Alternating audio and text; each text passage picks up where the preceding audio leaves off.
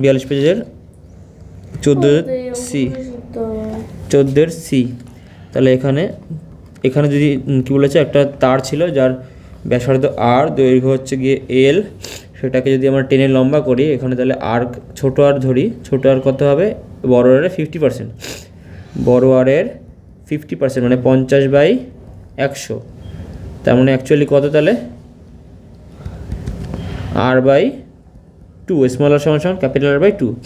কিন্তু কি বলছে, এই ডিস্টেন্সটা L2 এমন করতে হবে যাতে করে L1 L2 এমন করতে হবে যাতে করে আয়তনটা সেম থাকে। তাহলে এই ক্ষেত্রে আয়তন কত হয়ে যাবে, তাহলে V1 সমান সমান কত, পাই আর ক্যাপিটাল আর স্কোয়ার, পাই আর স্কোয়ার L1।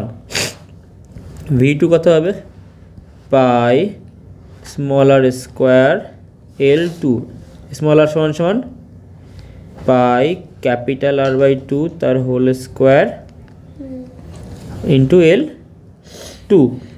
আমাদের L2 কত জিজ্ঞেস করতে বলেছে, তাহলে এটা সমান সমান কী দাঁড়ায়, পাই ক্যাপিটাল, একবারে লিখে দিই, তাহলে V1 প্রশ্ন অনুসারে কী বলেছে,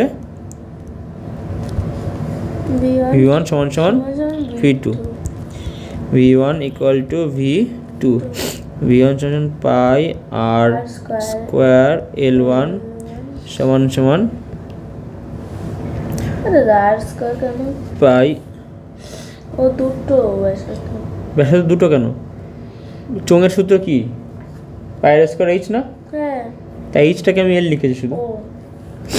এটা তো সেই হোস পাইপের মতো, পাই আর এটা আর, তো তাহলে ভেঙে লিখলাম আর স্কোয়ার বাই 2 দুগুণি 4 ইন্টু L2, আর স্কোয়ার কেটে গেল, পাই কেটে গেল, তাহলে L2 চাই আমাদের, তাই তো।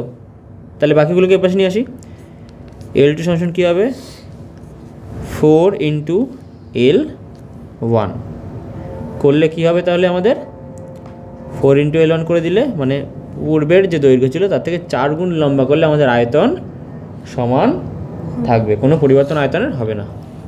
2.5 মিনিটের অঙ্ক। 4%। আচ্ছা, পার্সেন্টেজ বের করেছে, কত শতাংশ, তাহলে দেখি এটা বের করে নি। তাহলে কত শতাংশ বাড়াতে হবে, তাই তো।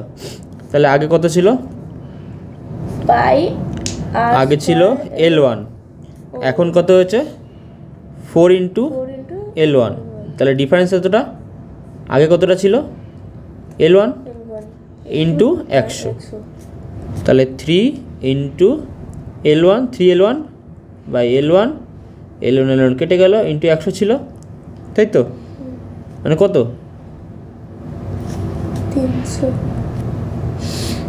300%